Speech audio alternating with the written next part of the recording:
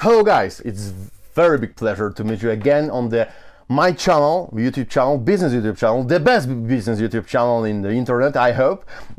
Meet your client, where we are speaking about scaling up. So today my special guest is Nelson T. Ejuro. Hello. Hello, hi Łukasz, nice to meet you, and I'm really excited to be here. Yes, because we are talking about something what is very crucial in that time, and your company cover this area. Zarttech is a company who can provide you a high level of service, like IT service, but on the consultant level. Like if you are looking the specialists, senior specialists on the IT level, then you can find Zarttech. So please tell me in a short sentence why your company is something different on the market. What is the biggest different to your competitors? I think the biggest difference about Zarttech is that most of our developers are from Africa. And also that we've got a bigger drive as well, that we're also trying to showcase the quality that comes from African development workforce. So I think the world is very used to developers from Europe, from India, from other countries, but lately I think it's becoming a much more increasing awareness now that there's also a strong development workforce from Africa, which is actually on the same time zone with Europe. So I would say what sets us apart is the drive of the development workforce that we have, and also the passion of the people that we have, and the fact that a lot of our developers are young people, but very highly educated and very passionate, and also very hard workers as well. I admire you because you had a pretty hard job to do, and I think that's similar to Polish market, because it used to be like that Polish workers was, defined like cheap workers, low quality, and everyone just want to earn money on our knowledge and skills. And that kind of approach was very hard to redefine on that European market. I think you had the similar problems and the challenge. How you did it? How you managed that? I'm really proud of the Polish workforce, because now on the global market, Polish development is seen as super high quality. And that's the beauty of showcasing the expertise and being consistent in terms of the quality. And indeed, that's also the similarity that we see now also in Africa as well, especially also with Zarttech. We've been in the market now for the past 3-4 years, and that quality is something that we've been persistent about. Because I remember like when we started about 3 years ago or 4 years ago, even some people don't even know that there's internet in Africa, or like some people will be like, it's just still, isn't there elephant or lion on the road, and like ridiculous questions. But thankfully, after 3-4 years down the line, now we have much better conversations. People are like, yeah, I know some very good developers from Nigeria. I've collaborated with some very good developers from South Africa, from Kenya, from Zimbabwe, from different parts in Africa. So I think the narrative is slowly changing, but you're right that there's still a lot of work to be done in correcting the narrative and also showcasing the awareness of the possibilities from Africa. There is some opinion about the European market that we are old countries and we are going to die and collapse, and there is nothing new to do on the Europe side. So a lot of smart companies and smart entrepreneurs look at with a big interest on that African market, and that's what your company could cover. Because if you want to go with your product, service, with your solution to African market, you have to adjust some kind of features and thing, especially for that market. If you want to implement your service or your product on that market, you need some help, and the best help is to find someone who also understands the culture approach and the difference, and that's what Zarttech can provide for the companies, isn't it? That's correct. That's correct. I think one of the beauty of Zarttech is also that we are local to both markets. So we've got the headquarters in the Netherlands where we can contract with the client. And then we also have our companies, offices in Africa as well, where we also contract the developers. So everyone that works with us on our payroll, they are all employees. So we've done our due diligence before we hire anyone into the organizations. And also now we also give stock options, which is ownership within the company as well, also to the developers as well, which actually even help them to feel more sense of ownership towards what they do. And then towards the clients in Europe, they don't have to worry about all the legalizations or the documentations because we've got that all covered. So you just, let's say you need a developer or you need a whole team of 10 developers in about 3-4 days or one week to get your project started. We can accumulate, we can build that team as quickly as within 48 hours. And then your team is ready to go to start building. And this includes teams of front end, back end, QA, product owner, project managers, UI, UX, pretty much the whole team that you need for your development. What is, in your opinion, like a businessman, like a guy who make a lot of money on that market to find the leverage on that market and put it in Europe, how can you define the potential for the European tech companies on African market? Where to find it, how to find it, and what to do to make it happen? Like if I want to scale up and I want to find something like a niche on that market. I think there is definitely a huge potential for European companies in Africa. By 2050, 1 out of every 4 people will be from Africa. So that shows that this is a huge population. And currently now the competition is low because most people are looking to different markets. Actually, majority of the top 10 fastest growing economy of last year was actually from Africa. Most of them are mostly from Africa. So that also shows you that level of growth that is coming from Africa. And I feel like because it's so well underlooked that people are not paying attention to it, that actually gives the opportunities for the companies that are smart and that enter quicker. Because if you enter when everyone is entering, then it's too late, right? But if you enter when people are not yet entering, then you're able to even capture a bigger market share, which is good for the European companies that are interested to, let's say, expand and scale into Africa. In terms of the fintech industry, there's still a lot of space in Africa, let's say in terms of fintech adoptions, financial tools adoptions. In terms of pretty much all technology or all tech companies, there's still a huge room. Let's say, for example, one country, Nigeria, is already 200 million in population. Even if you get into that market and you capture less than 1% share of that country, then you're already having, almost 2 million easily. Or maybe 1% would then be 4 million users easily. So you can see that this is a huge population size, and if your products, I think the beauty is also that most of the countries in Africa speaks English. So that means adoption of your product, if you can standardize your product in English language, becomes a lot easier to scale into the African market.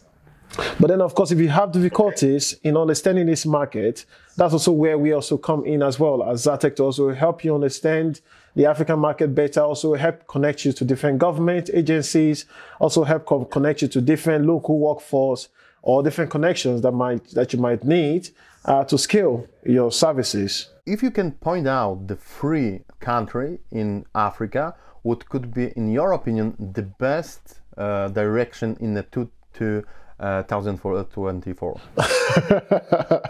I think, I hope I'm not too biased, but definitely I would say Nigeria. I think Nigeria, just because of the large number of youths, and also youth that are inclined towards technology, because I think most of our viewers will probably be technology companies. So in terms of technology adoption, I think Nigeria is really like hands-on, and they are quick adopters. So like if your product makes sense to them, they will jump on it, and also I think your return on investment will go further as well. So you don't need you don't need as much when it comes to marketing, when it comes to awareness, when it comes to PR as you would need in the West to capture the same market size as, or even way much bigger market size as you would have captured in places like Nigeria. Another destination will be South Africa. Though South Africa is a little bit more expensive, but it's also quite a very vibrant market as well. And then I will also suggest Kenya as well. But definitely if you want value for your money and a return for, let's say, market share, and then also, of course, if your product is not too expensive and affordable by everyday people, then definitely Nigeria is a very, very strong, or the strongest booming. It's also the biggest and the largest economy in Africa at the moment. So I think it's a very good case study, because the value for example, our viewers is to understand how they can put the right image of potential of Africa and then find how to do that with your company. I think that's gonna be the great, and that's gonna be much more easier if we of course wanna also show the value of the Zarttech, because in the picture in my mind, like the please believe me, I'm like the regular stupid European person. I can see Africa. Okay, Africa is pretty big. It's somewhere in the south. There are some, interesting region, but there's some snakes and strippers. Oh, no. Yeah, it's so huge. Like Africa is so huge that we couldn't imagine how huge is Africa. It is indeed true and correct that there is this wrong perceptions from some European. I wouldn't say all European, because everyone is not the same. Of course. Because also, if you look at it from the population size, the whole of Europe is about 450 million people. And whereas one country in Africa, which is, let's say, for example, Nigeria, is already 200 million plus people. That's already half the population of the whole of EU. You can speak in one language. So the level of doing anything on that market is much more easier than in Europe. Exactly. And then you also have a huge population of youth as well. Almost about 64% of this population are all young people below 25 years old.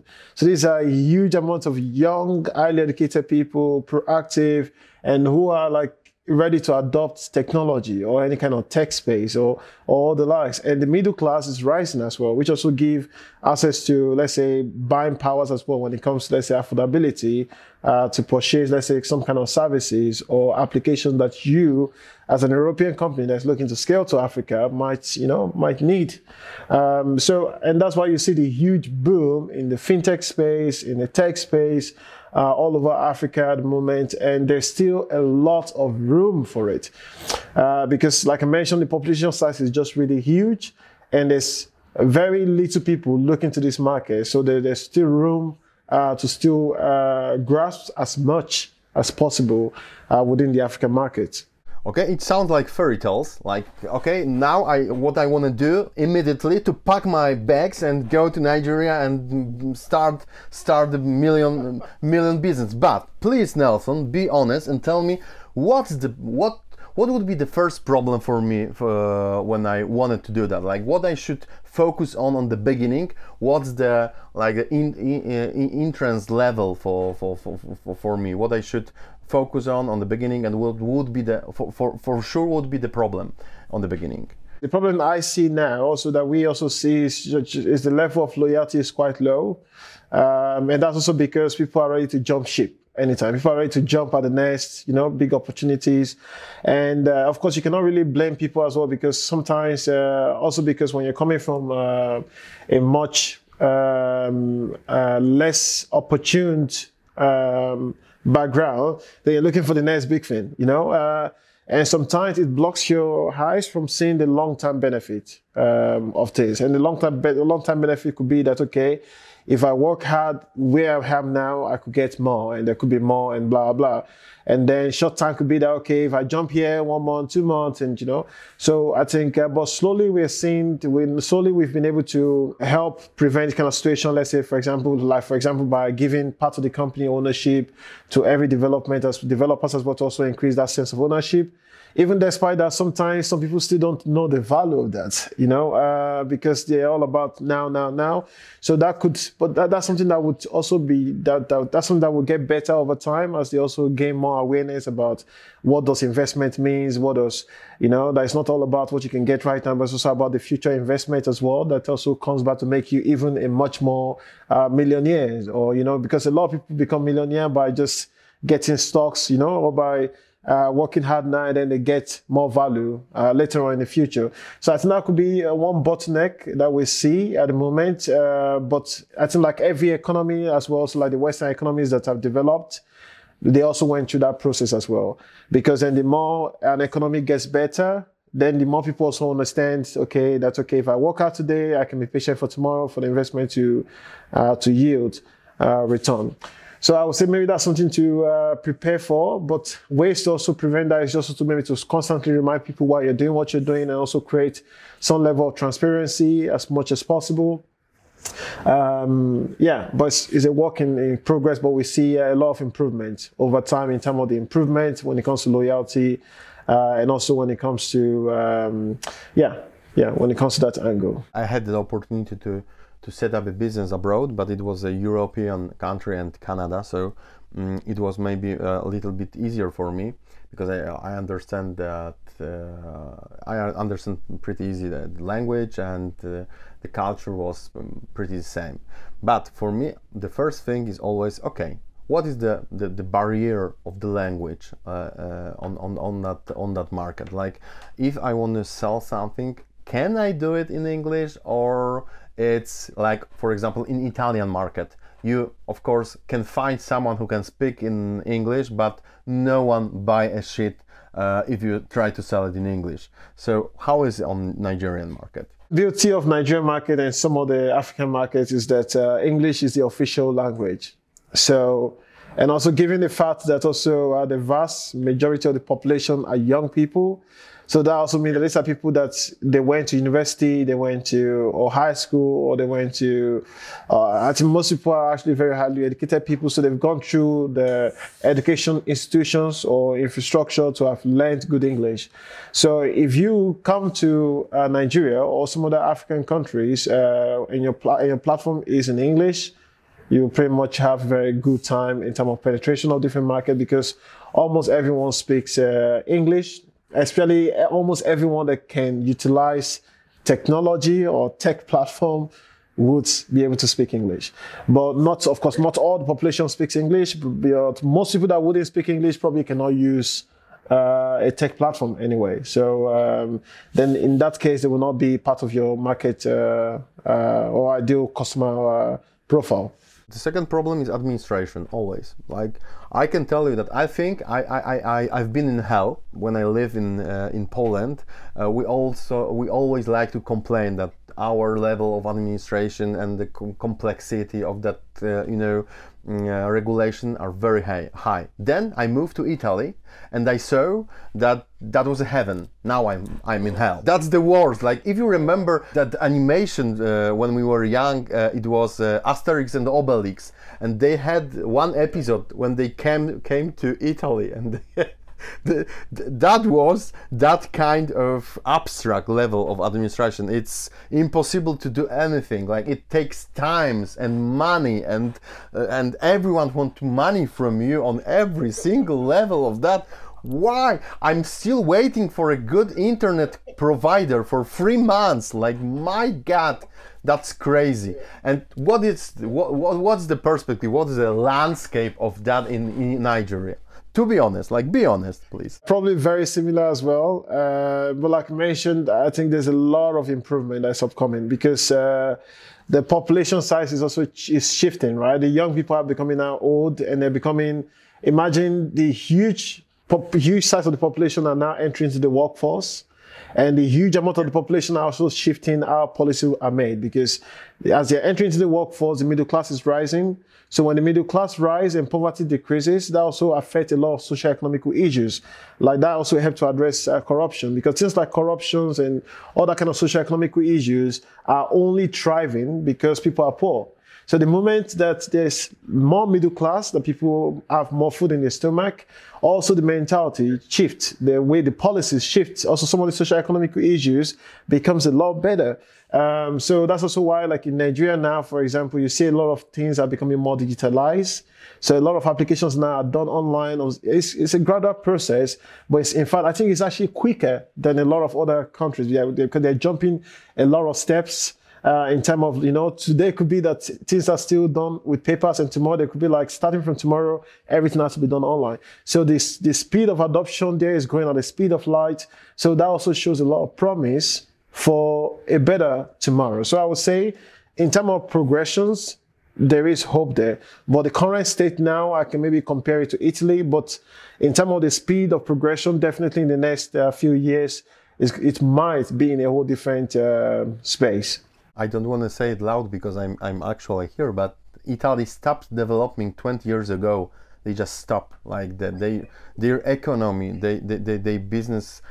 That's I think would be a very big problem for them. But I'm just a consumer here, so for me it's good. But I can see that they will have a lot of problems. But coming back to Nigeria, because okay, I now I know I've got the full picture. I've got my language skills. I've got the knowledge about your landscape of your administration. Then I decided, okay, I wanna make a next step. In your opinion, how I should do that? What is the process? I should find a local agency. I should find a local business partner. I should go to accelerator. I should go to I don't know, like some administration office or chamber of the commerce in Nigeria. What I should do from your perspective? What is the best way? You've said it right, actually. So I think the most important thing is to maybe look for a local partner on ground that understands the local climate and the local market, and they can help you navigate better. Then the second could be, let's say, to look for agencies. Let's say, for example, Zarttech could be an example of a local partner. Zarttech could be an example of a local agency. And then the third that we also recommend is to consult with your embassy. So in Nigeria, for example, there's Polish embassy, and within the embassy, there are also chamber of commerce within the embassy. So there's like a consulate that's responsible for, let's say, a Polish company entering into the Nigerian market. There's also, let's say, a commercial expert that can even help you to do market research. Before you enter, they can help you to see the viability of your product in the local market. They can also help connect you as well to companies like us, or they can even help connect you to other kind of policy makers, because the job of the embassy, of the Polish embassy in Nigeria, is also to help lobby on behalf of the Polish companies that are looking to have their interest in Africa. So I think that's always a very important stakeholder that a lot of people always oversee, although they don't look at. And I think it's quite very important. It makes your entry to market also a lot cheaper, help you to mitigate risk a lot much more, and also maybe offer you some very good, valuable connections to the local market that you're trying to penetrate as a whole. And this is not only applicable to Nigeria, it's applicable to pretty much any country you want to scale or expand to. Last question about that technicals. Like, is it very expensive and hard to set up the Nigerian company, like a limited company in Nigeria? Is it expensive? Is it hard to do that? What is the average cost of that? Because it could be interesting to. I think it's the only way to do it there. I think definition of expense or cost is relative. Maybe I would say, I think maybe with around 1,000 euros, you can set up a company, open a bank account, get your tax number. Yeah, pretty much have all the things that you need. I think that can even, I think with something around that can even go lower than that. Also including the lawyer fee. I think maybe for about 500 euros. You should be able to do that, but also depends. The only thing is just the maintenance. So you need to then do yearly financial year, all those tax audits. Also, if you want to employ people locally, then you also have to do all these local labor compliances that you have to do. And it can be a little bit challenging for companies coming from Europe to Africa to understand where to go, who to trust, what document is to submit. or what not to. Or let's say you might also run into some problems as well that you're not familiar with, and you might need help of a lawyer and those kind of things. And that's where we as Zarttech comes in, because we understand the local market, we understand what is needed. We help take away all this need of, and we come in as your partner. We're also in The Hague in Europe. You can come into our office in the Netherlands to speak to us or to speak to one of our consultants. Also, we also have a consultant. We also have our consultants as well in Poland as well. So they speak Polish, and you can speak to them in the local language in Polish to also understand. And also, we're also local as well. In Africa as well, so to the local authorities that is needed. And that way your life becomes so super easy. You can focus on scaling your product into Africa while we help you to take care of all the headaches and the paperwork and all the yada things that you don't want to worry about. Quick summarize, because I think it's very interesting. If you are the Polish tech companies, for example, if you are developing your product, mostly tech product, you want to scale it up. Polish market is pretty small because there is a 38 million people. You can evaluate how much customers you can find on that market. And what is the most important thing for you? First, the cost efficiency.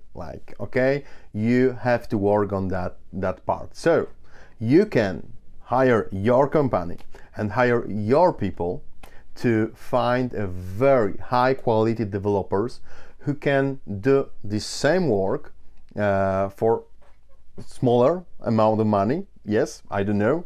Tell me, Nelson. One of our amazing, our head of sales in Poland, Monika, I think she was giving me feedback when she started in Poland. She was giving me feedback that people in Polish think that our price is a scam because it's just too low and they cannot believe it. So.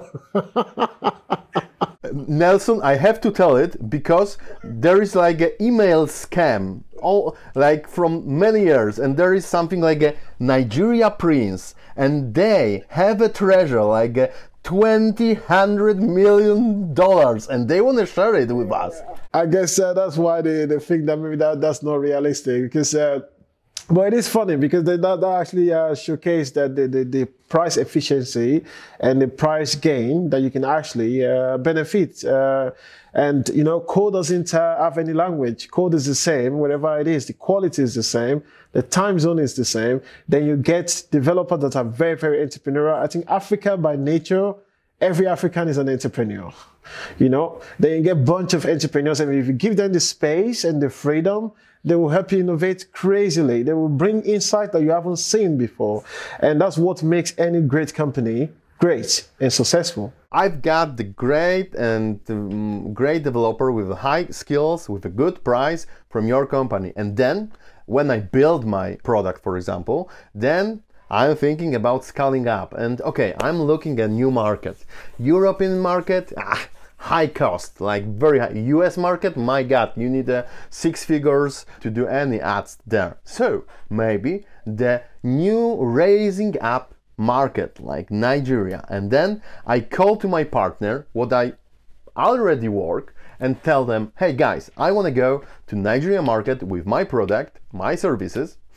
Could you help me with that? And then you just assign the consultant who can help me evaluate the potential of my technology to into the Nigerian market. Am I correct? Yeah, that's correct. And even the good thing is also that we can invest in companies as well. We can invest in startups between 50,000 to €500,000 euros.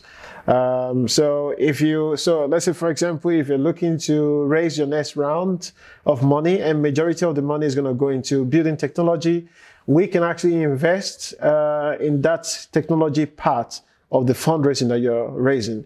So this way you either raise less or you raise the same and your money go further.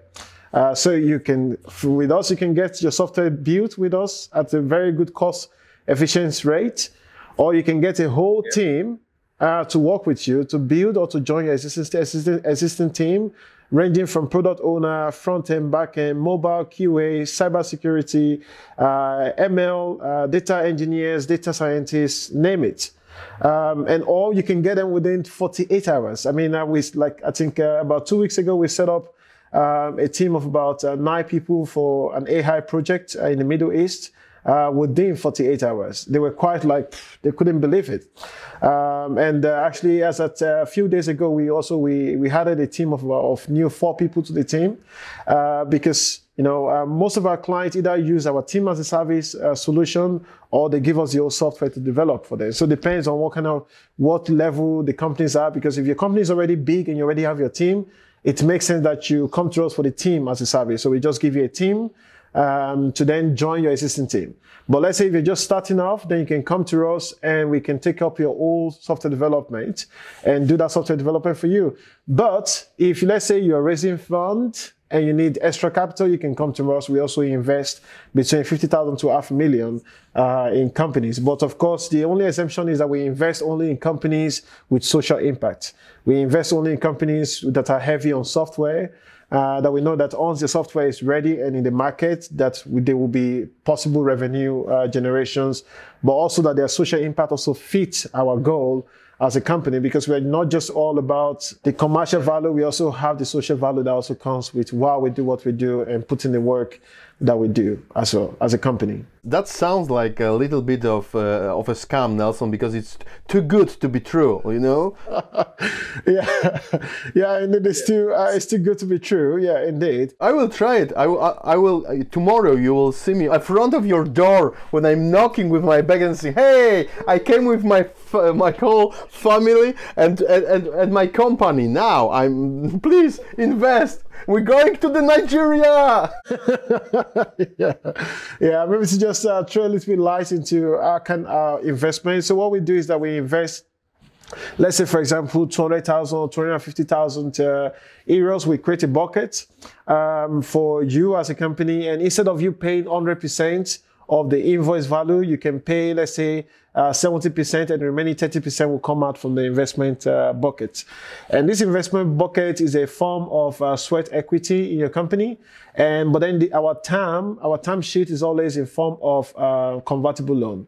So you can either repay it back in the future when you already have more money with a small interest rate, or you can convert it into equity in your company.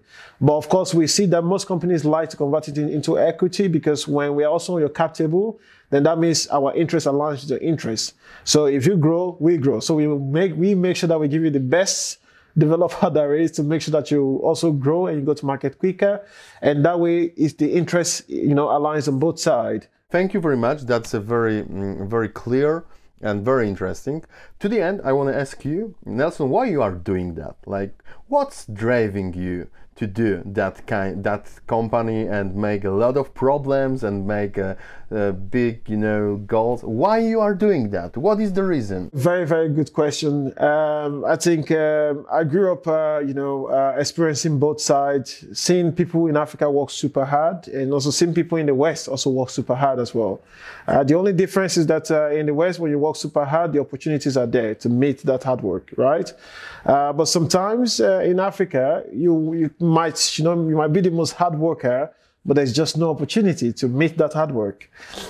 So I personally have taken it upon myself to help to redistribute those opportunities. And it's not like there's no opportunity. Sometimes it just doesn't get to the right place. Let's say, for example, now in Poland, there might be a lot of companies that are looking for developers that are losing a lot of money because they cannot find the team. They have the money, they want to build their hub, but they cannot get started because they cannot just find people.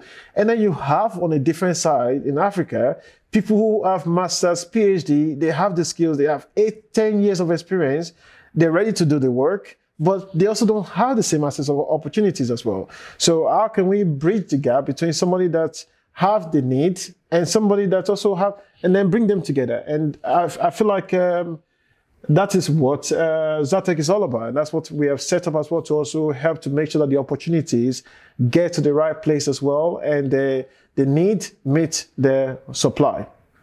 And that's what we're doing. And also, above all as well, I'm also driving and aiming towards building the next African giants that would thrive globally and that will also compete globally and showcase the possibilities of Africans developers. So, last question. What was your biggest failure on that path? And what do you learn on that failure? I think my biggest failure, because of course you can imagine that when you're starting a company from the day one and you don't have capital yet, and of course you have this beautiful mission and beautiful vision. It's not always the easy. It's not always the easiest. Maybe you want to do more for people. You want to do more for. You want to have the most senior employees. You want to do more, but you just cannot do it because let's say the client pay very late, and and there's not enough capital. I think my biggest failure so far that I see lately is that I see that some of the employees that we let go, or some of the people that we let go in the past, gave negative feedback about the company. And we really, I personally, I really try super hard to make sure that this opportunity is evenly distributed, to make sure that people are cared for, to make sure that we are fair and transparent.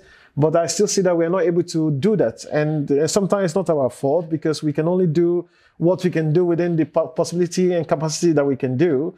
I mean, we try to communicate, but sometimes we're not able to communicate to everyone that is possible as well. I think personally, I feel responsible for the way that they feel, the way that they perceive the essence of what we're doing, but that does not push us away from the vision or from the idea of what we're trying to create, despite those shortcomings sometimes.